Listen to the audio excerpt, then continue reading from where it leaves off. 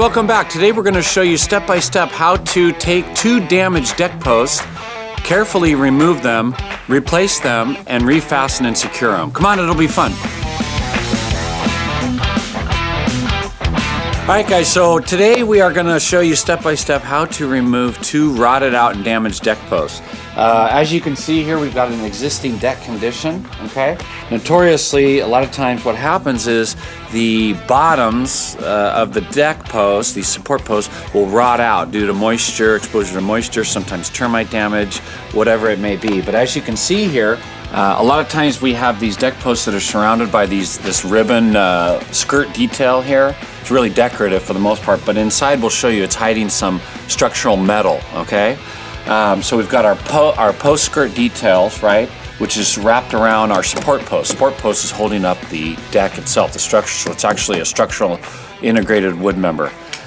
Water gets inside these seams here, it sits on top of it, and slowly gets trapped inside, okay? And as you can see, it just completely rots away and eats at these posts, okay? Which basically warrants these posts needing to be replaced. So today we're gonna show you how to carefully shore up the existing deck, okay? So we can carefully remove the post, the support post, install the new post, refasten with the hardware, and then secure everything back up and put the new trim back on.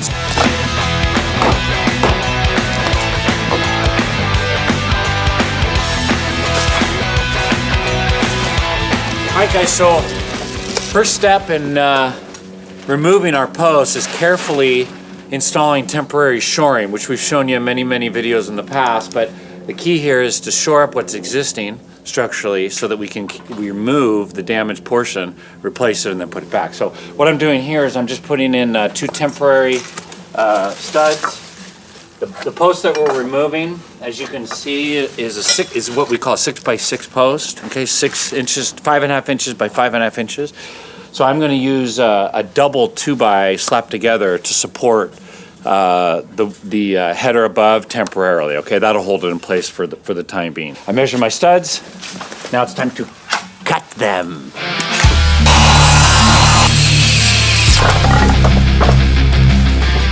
Like that.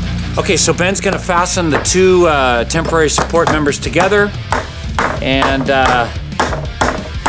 then we'll install them.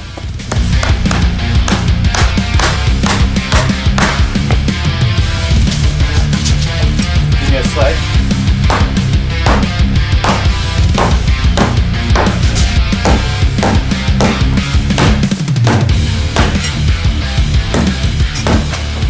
Installing that first side, I measured the other side. We're going to do the exact same thing. So I cut two, I'm going to nail them together, and then we'll install it. A little trick here, guys, is these nails that we're using, they're 3 1/4 inches long, 16Ds, 3 1/4, okay? If you nail them straight in, going like this, straight into the double 2x, believe it or not, it'll actually punch through the other side, okay?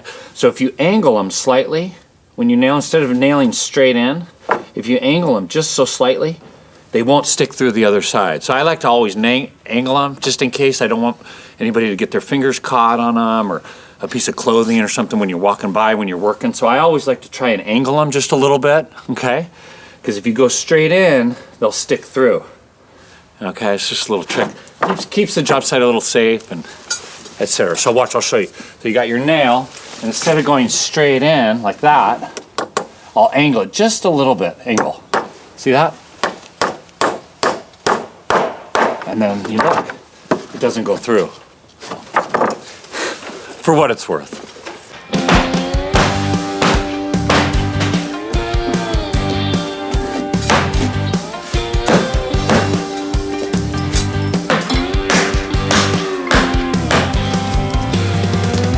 Not full, Ben. Hold on.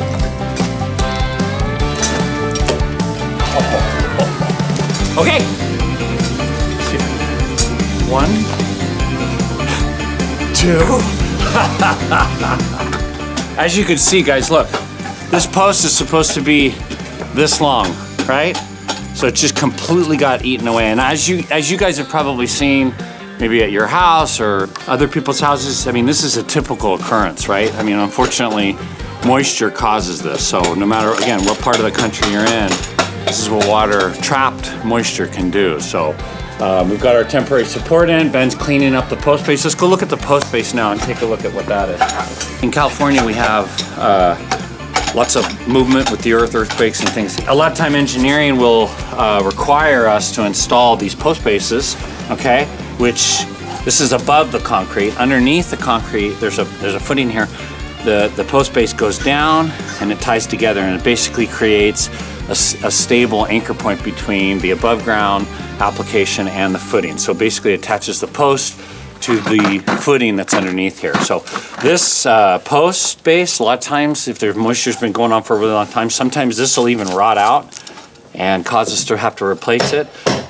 Fortunately in this case, it's all just superficial you know, surface rust here from the moisture, exposure to moisture. So we're gonna be able to reuse this post base, which is good. A couple other things we want to pay attention to is if it's done properly, cause of the problem here was the moisture getting trapped from up above. So if you notice here, this post base is set a little bit above the concrete, right? And the reason why the builder probably did this is so that any moisture that sat essentially on top of this little concrete pad here would not get on the post, right? So the post sits on the metal. That's the metal, and then there's a little space, a little lip there where moisture can't get into the post, okay? So that was a good preventive measure. However, since the skirt, the ribbon on the outside wasn't sealed properly, water got in and it eventually rotted out the post. So we're gonna fix all that. Sorry guys, you didn't do it on purpose. Yeah, right. Sorry, really, guys. Ben? That's Ben's favorite song. In case you guys didn't know, that's Ben's favorite song. What a master. Put your back into it. Look, we got another problem here. But see, the reason why we're able to do this, guys, is instrumental is making sure that your shoring material, your temporary shoring material is in place and it's secure and it's holding up the second level. If we had done that without putting the shoring material in, the deck would have fallen down. So it's really, really important to make sure that you're secure and you're taking into account any structural members above it, okay?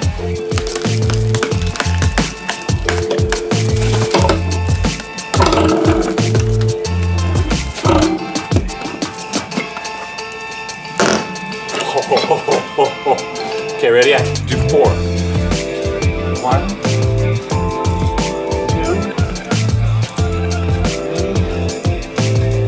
We're gonna clean up all these existing screws here, make sure that they're in good shape, and then I'm gonna measure them, go ahead and measure the post, the new post, to cut first.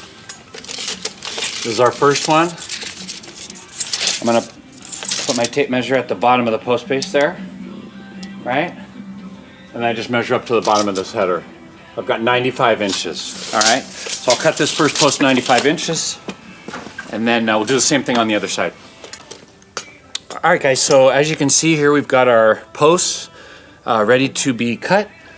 A couple things to note here. We pre-primed all of our lumber, okay? So the benefit here is to make sure that you're not working with wet materials, getting all over your hands, getting all over, you know, the client's furniture, etc. So we used an oil-based exterior rated primer, okay? And we applied 2 coats to it just to make sure that we get a good seal. So this is really gonna help with the preventative moisture, the preventative care and maintenance so that we don't have this problem in the future. So I can't say for certain whether or not the previous post had been primed to protect from the elements, but it's always a really, really good idea to make sure you pre-prime before you paint all of your lumber going in, okay? So in this case, we used an oil-based primer because we're gonna have exterior application, exterior elements exposure. So oil-based primer, it dried, we're ready to go now. A lot of times the lumber where it comes from the lumber store, you wanna make sure that it's square, okay? So for example, we'll go down here. You can see this side right here is not very square, okay? So I'm not gonna use that side, okay? I'm gonna check that side, make sure it's square. I'm gonna pull from that side. So I check that side, it's good. I'm gonna go 95 inches from here. and we're gonna cut it.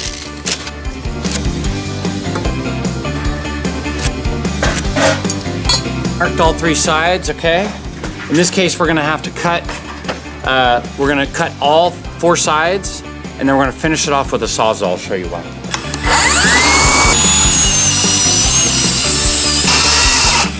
Benefits of having a cordless saw, among many things, is obviously you don't have to drag around a cord, but it shuts off very quickly. See how it shuts off? It stops a lot quicker than a corded circular saw, so it's just safer. Always want to make sure your guard is down, right? We've got the retractable guards. So as soon as this engages wood, it'll come back, and if it kicks back at you for any reason, this guard is really your only safety measure as far as keeping your fingers and body parts secure. So you always want to make sure your guard is down. As far as like proper cutting techniques, I like to keep my body off to one side, you know, use my arm to kind of push through. I keep my hand away from the blade, away from the back end of the saw when I'm cutting. You don't want to keep your hand back here, right? In case the saw kicks back, you might lose a digit.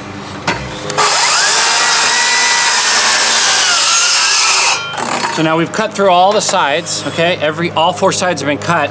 There's just a little bit of wood left to cut. We'll finish that off with a Sawzall, okay? So, or a reciprocating saw. Reason why is this blade depth is not big enough to cut through. So you can see if I cut the other side 2.5 inches, there's gonna be a little bit of wood left that I can't cut. So we finish that off with a circulating saw, okay? Back and forth. All right, guys, so I got our reciprocating saw. We'll just finish off this last little bit. Ben's gonna hold it.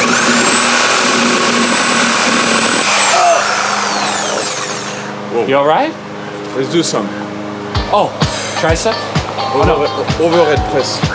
Now we've got a bare piece of wood here, okay, because we cut it off, we primed everything, but we haven't primed the ends. We want to make sure we prime or paint this end here. So before we put this in, Ben's gonna pre-prime this, okay, and make sure that we're protected for the elements moving forward. That was the first post for the far side here. Now we're gonna do the exact same thing on this side. So measure from our post base. The reason why we don't just go ahead and cut 2 is because obviously it could be different, right? So, you know, who knows if the builder set these post bases at the exact same height. They should be very, very close, but you know, you don't know for certain. So in this case, they're not the same, right? This is 94 and 9/16. You can see it, 94 and 9. So that side was 95, this side's 94 and 9/16.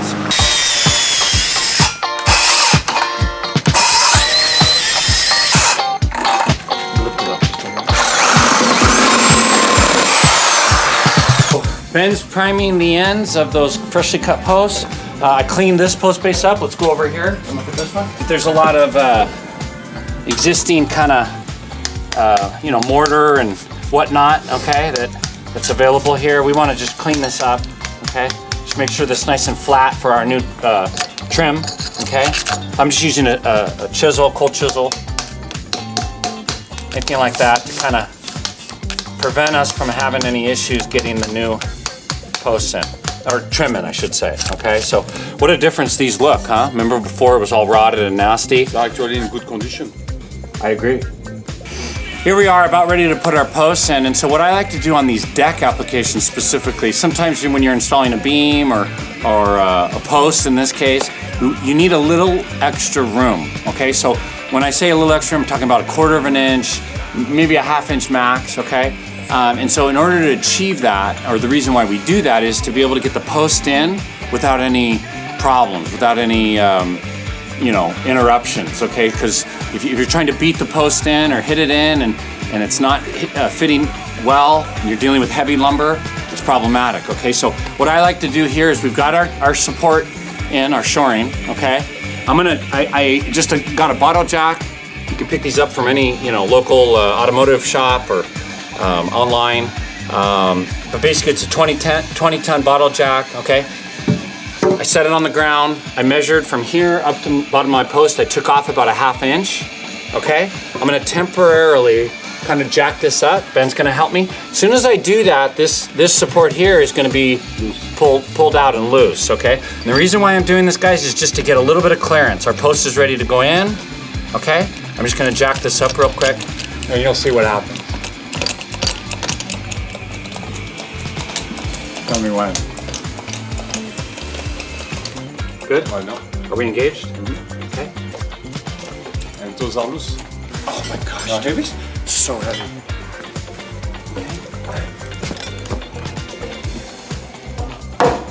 Now Ben's knocking it in, okay? And we're gonna put trim on the bottom, so it doesn't really matter that we're, you know, hitting and denting the wood. You got this? Yep. Okay. Go on. That's it. Can you get down? Tell me when. Right now. Good, it's down. All right, so now I took the weight off the jack. All the weight's on the post now. We're in, and you understand the reason why we use the jack in this case. This is just to get, these posts are so hard to get in, and when everything's perfectly square and cut right, in order to get it in perfectly, it's better to just jack it up a little bit just to get that clearance, and then release the bottle jack and everything will come down, so. Okay, so now you can see we've got our previously installed shoring, okay? In order to get the second post in, I'm gonna do the same thing. I'm gonna jack this up real lightly, relieve the pressure, Oh get my the God, post you're in, and then take it back down. It's very slow, this jack.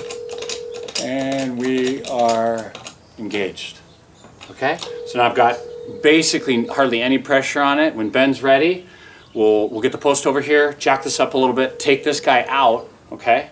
And then install the new post. I'm just gonna see like I did. Jack, I'll jack it up. Yeah, go ahead. That's it. Down. Tell me when. Tell me when. Right now. Get it down. 2 posts in, supported on each end. We didn't have to do anything with the post bases. We took all our shoring out. And now Ben's attaching the SPS screws to go with the hardware, okay, so make sure it's secure. Final touches here would be to reinstall and fasten all the existing hardware, okay? And then we should be able to wrap up. The next step in finishing off the project is to cut and install our skirt, okay? So everything's been pre-primed, unlike the previous material most likely. So I'm gonna show you how to install that base skirt so that it matches like it did before, okay? So here we got a regular 2x10 piece of Douglas fir. Okay, so this is kind of a little tricky, but it's also kind of fun, you know? So everything we want to do here is on miter cuts. Okay, so we want to put everything on a 45 so that all our outside corners line up with a miter. Okay, so I'll show you how to do that. So I start by making an arbitrary line. Okay, I'm going to set my saw blade on a 45 degree, and it's going to cut back this way, and then I'll show you what to do next.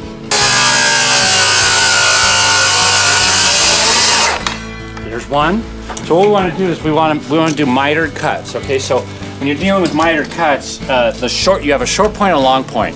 Okay, so if you look back over here, essentially this is our short point of a mitered cut, and then down here would be the long point. We've got a short end of the angle and we've got a long point of the angle. Okay. In this case, using practical application, the short point, okay, the short point of the cut is going to sit right here on the edge of the post, and then the long point is going to sit out here. So essentially I want to find out what the dimension is from our short point. It's going to be right here, the short point. All right, I'll show you what that means. So I'm going to take a measurement, right? And I'm at basically, we'll call it 5 3/4. Okay, so 5 3/4 from short point to short point.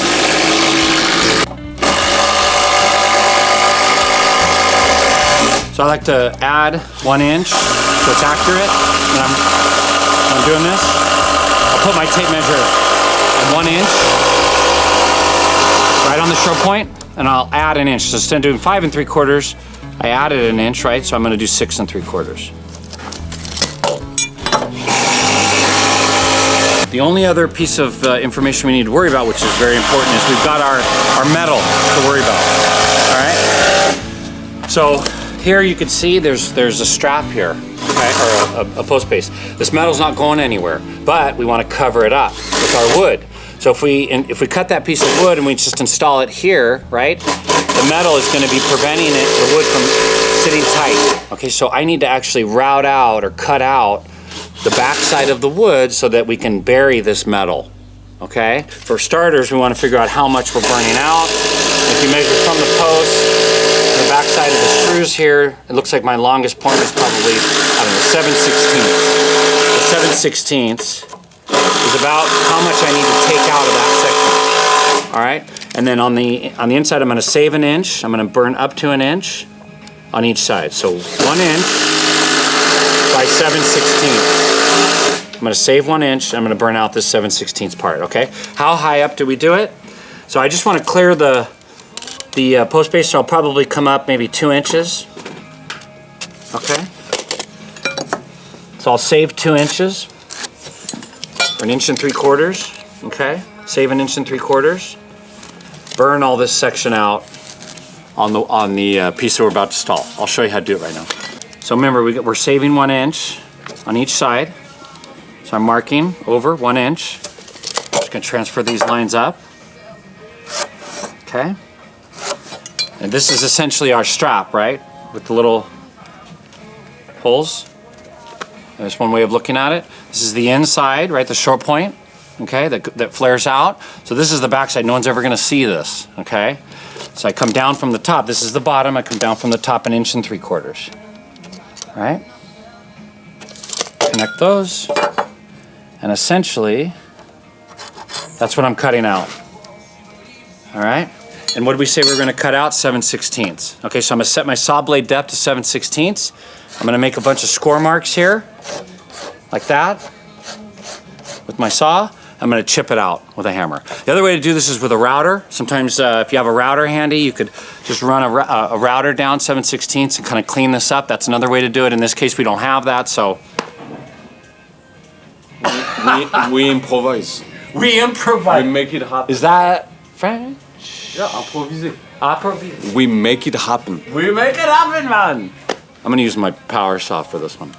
So you can see here, the table has an adjustable function on it by simply removing this nut here. I want to measure down 7/16. Okay, so you see how you can adjust the table up and down?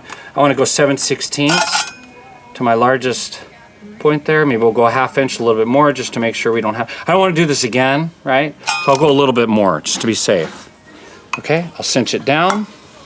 And now I know I can set this table now flat on the board, set it flat, and it's already set for a 1/2 inch, or 7/16 in this case, okay?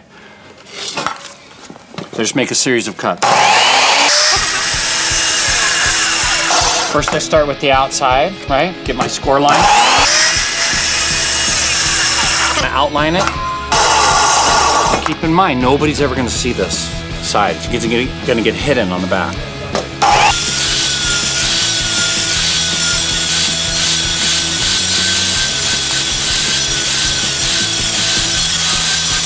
So now we just chip it out.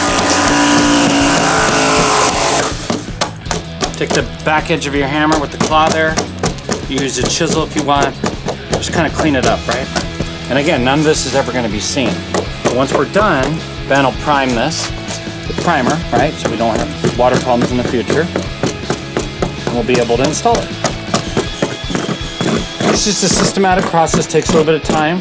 But as you can see now, if you could visualize, that's where our strap's going to go, okay? Now I've marked my short point. Remember I showed you guys how to do it with a 1 inch extension on your tape measure. Measure over an additional inch, mark it. Now I'm ready to cut this, remember, on our short point. It's easy to get confused. So what I do a lot of times is, it's very easy to get confused on long point and short point. So I'll actually mark it, okay? So that before I go to cut it, right, I'm like, wait, am I doing this right? And then I make sure it's like, oh yeah, I marked it. Okay, so we're good. That's what I like to do. Yeah, over there making the freaking noise of... Wow. So before we install it, we'll just dry fit it, make sure that it's gonna work. I set my mark, but you can see there, if I set my mark, set it on the mark right there, we're sitting tight against the wood, all the way down. If you want to show this side here, you can see how that works. All right, so that's pretty good. Now remember, this is one of two. The next piece will go down and will actually cover this gap here. So it's a series of basically 2 installations. Looks good. Ben's gonna prime this before we install it. And remember, we have other pieces that we have to attach, so we kinda wanna make sure that it looks right. So Ben will probably end up putting 1 screw in. I use screws on this because it's adjustable. So I'll probably put 1 screw in, get the other pieces in, and kind of make sure everything's working well, and then we'll fasten everything up. And then we like to prime our miters. Okay, same thing. So this will all be primed and ready to go. Boom. Cut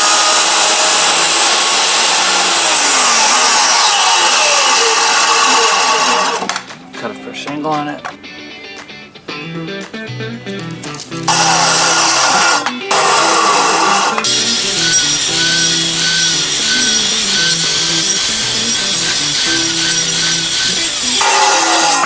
Alright. That's the hardest part of the job. Just get that stuff out of the way for those screws and hardware. It's okay to go a little more, you know, we went 1/2 inch, 9/16, you know, it's okay to go a little bit more. I like to keep as much, you know, left meat on the tables there so it's, you know, so it's fastened and secure. I don't have any issues, but I get the idea. It should be good. Cut my short point. Okay, so we went 5 3/4, 6 3/4. Cut my short point. We'll be ready to install this.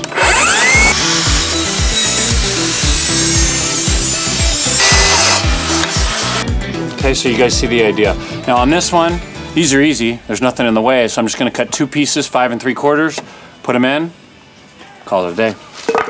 Guys, you could see here, this is wood glue, so we like to glue our outside mitered seams, just make sure that they don't split over time. We like to use Gorilla Glue. It's a good material. It's held up over time. But the other cool part about using this is if you install the glue all over the miter, okay, all the way over and cover all the bare wood, it acts as a sealant. So it's as if you're doing primer too. So it's nice to use this. Okay, you're never going to see it, and it'll fasten. So it'll fasten and also acts as a priming agent, or to make sure that you don't get any water in there. There's no metal to account for, but I want to make sure I don't get my angles messed up. So I go short point to short point. I always mark it just to be safe, and then I cut it. 1. Okay guys, so we are installing our skirts now. So what I do is I usually set 2 sides, clamp the 2 sides together, and then I glue my miter corners, and then I adjust it as I go. So I'll show you. I glue my corners. Make sure you prime everything first, right? Like we just did. Glue my corners very good. And then I'm going to screw one side first. I use finish screws.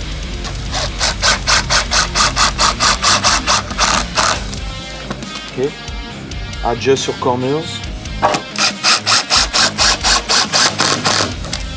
And then I will screw it all together.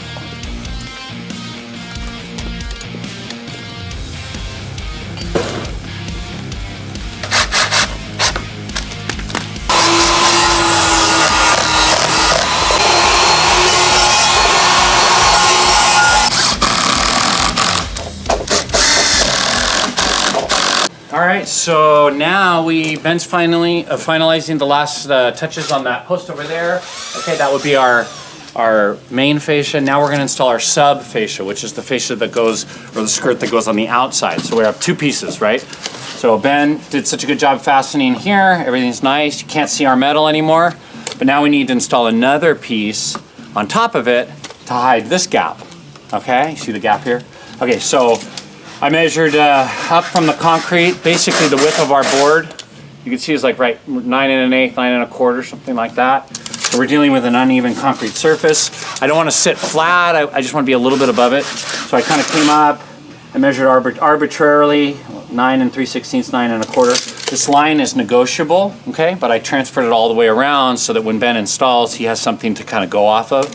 But basically we're gonna do the same thing, okay? We're gonna go short point to short point on our 45. So these are gonna be 45, just like we did here, just an extension of this. We call this a subfascia or a subskirt, okay? So here we've got 8 and we'll call it 7/8 tight, so I'll probably cut these at 8 7/8 plus. I'll cut 4 of them, short point to short point, and then Ben can install them. Here's my first one, guys, and if you look, I got my short point cut, right? Okay, and I marked 8 7/8 plus. I'm gonna mark it so I don't forget. That's my short point. There's one. I need to do 4. Let me show you how this works, guys. So we've got our piece, short point to short point. We're gonna hold it down. Again, it's negotiable, right? Whatever works. But you can see on this side, you can see I've got my short point, which is lined up on the outside here. I've got my short point here. The next piece is gonna come in and they're gonna attach on the outside here. So the goal here is to hide that seam. You can see on this side, there's no seam anymore. We buried it. Okay, so this is called a subface or a subskirt. So we've got our main and then our sub, and you can see the detail that that's applying. It's nice, I like it. So we've got all of our sides cut, our short points. Okay, Ben's priming them, getting them ready to install. Wood glue, fasten them. We should be good on that one. I'm gonna measure the last posts, cut them, and put those in.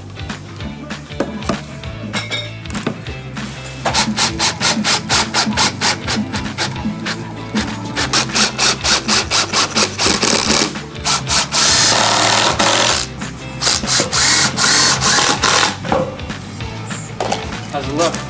It's good. So we're all wrapped up here. We finished all of our skirt and trim installation. Let's walk through exactly what we did so we can remember how to do this project. So in the beginning, you remember we had some rotted out posts. They were completely destroyed by excessive moisture and exposure to the elements. Okay, so we have an existing deck.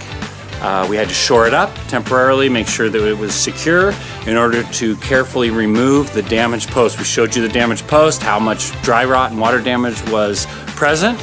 And then we started putting back. Okay, we talked about the posts that we were gonna install and priming, how important it was to prime and make sure that everything was sealed and ready for the new element exposure.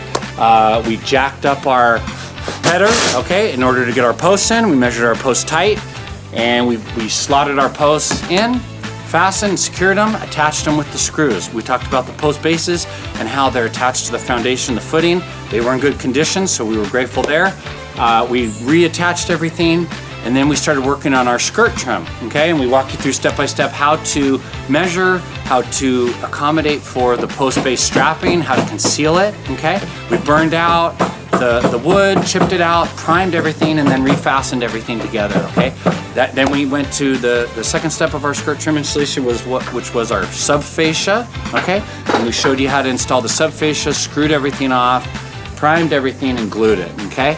And so that is basically a 101 version on how to remove a damaged, water damaged or exposure to element damaged support deck post. Last remaining pieces here are just to put some caulking in all these seams so that we don't have any excessive moisture to the elements. Finish securing off with a few nails and screws, and then call it a day. So all in all, great fun. Thank you for subscribing to the channel. If you have any questions or concerns, let us know. We'd love to hear your feedback.